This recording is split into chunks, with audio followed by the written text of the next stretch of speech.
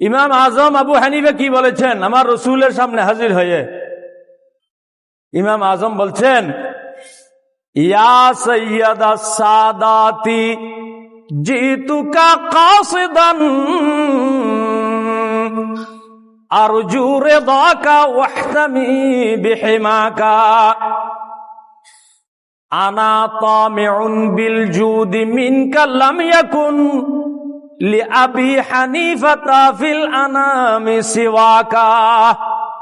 হুজুর ইমাম আজম রাদিয়াল্লাহু তাআলা আনহু বলছেন, ইয়া সাইয়্যিদাস সাদাতি জিতুকা কাসিদান, হে সমস্ত সৈয়দের সৈয়দ, হে সমস্ত সরদারেরও সরদার, ইয়া রাসূলুল্লাহ জিতুকা কাসিদান, আমি আপনার খেদমতে আপনার দরবারে এসেছি বিল কসদ, আমি আপনার দরবারে নিয়ত করে এসেছি। সুবহানাল্লাহ।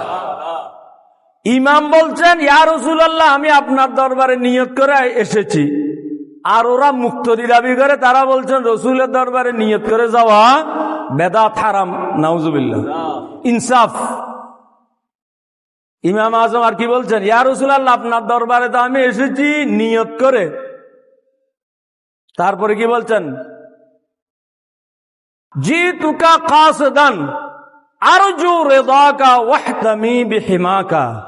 ইয়া রাসূলুল্লাহ আমি আপনার রেজামন্দি চাই, আমি আপনার সন্তুষ্টি চাই, এবং আমি আপনার কাছে আপনার পক্ষ থেকে সুরক্ষাও চাই।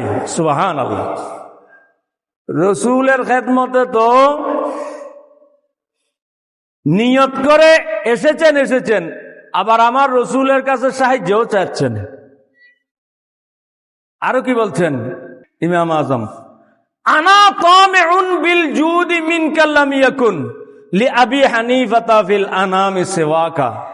ইয়া রাসূলুল্লাহ আমি আপনার দানের, আমি আপনার বদান্যতার ভিখারি।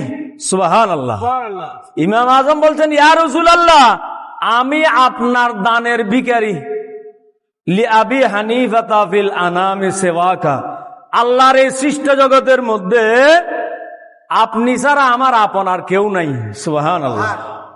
সৃষ্ট জগতের মধ্যে আল্লাহ নাই। আল্লাহ তো স্রষ্টা, আল্লাহ তো সকলের আপন আছেনই স্রষ্টা হিসেবে।